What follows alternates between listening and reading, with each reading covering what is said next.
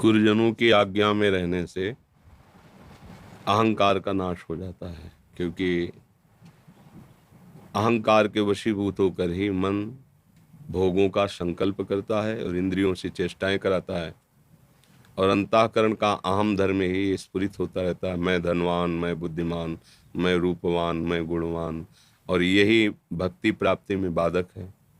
विद्या रूप महत्व कुल धन यौवन अभिमान सट कंटक देखे जहां रहे न भक्त निदान, रहे न भक्त निदान स्वांग सब नगर नारी के विषयीन हाथ बिकाए नहीं रिजवन बतारी के। ये वृंदावन के रसिक महापुरुषों की वाणी सी भगवत रसिक जी की, कि जब हमारा अहंकार बढ़ता है तो ये आश्रय लेता है, मैं बहुत पढ़ा लिखा विद्वान हूँ, विद्या रूपवान हूँ, मैं गुणवान हूँ, आदि आदि। ये बड़े बड़े कांटे हैं अहंकार के। जिसके हृदय में ऐसे अहंकार के कांटे होते तो सुकुमारी भक्ति जी कैसे पधारे उसके हृदय में? तो भक्ति तो होती नहीं, वो स्वांग भक्ति का भले कर सकता है।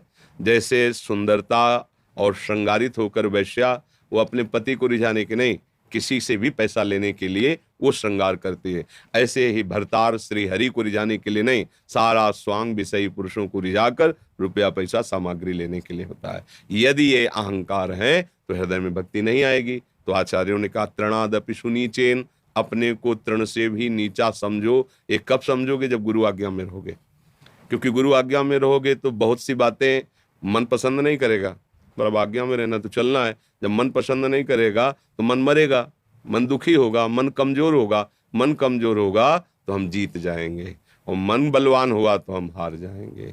तभी हमारे हृदय में असलियत में समझ में आएगा कि मैं क्या था और क्या हो रहा हूँ। तब आएगा तो सब गुरुदेव की कृपा, प्रभु की कृपा, नहीं तो मैं तो बहुत नीच आचरण वाला था। अब आ गया तृणादपि सुनीचेन। अब उसके हृदय में ये बात आ गई कि वास्तविक मेरे ऊपर जो कुछ है सदगुरु की कृपा है, श्री जी की कृपा है। कृपा का परिचय मिलता है, अहंकार का नाश होता है, ये गुरु कृपा का स्वरूप। इसीलिए कहा गया मोक्ष मूलम गुरु कृपा। हम संत सदगुरुदेव शास्त्र ये गुरुवाणी ही है, इनकी आज्ञा के अनुसार चले, मनमानी आचरण ना करें तो धीरे धीरे अहंकार नष्ट हो जाता है। जब अहंकार नष्ट होता है तो अपने में भाव आता है, तृणादपि सुनीचेन, अपने में सहनशीलता आती है।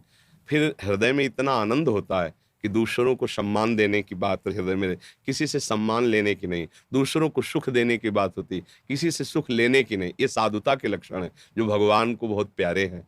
तो अमानिना मान देना है, और कीर्तनिया सदा हरि, सदैव श्री हरि का नाम जप, नाम कीर्तन करते हुए खूब सहनशील, अपने को सबसे छोटा, सबको सुख देना, मान देना, ये भगवान की प्रसन्नता का हेतु है। ऐसे भजन करने से वो भगवत प्राप्त हो जाता है, भगवत प्रेम को प्राप्त होता है। समझ पा रहे?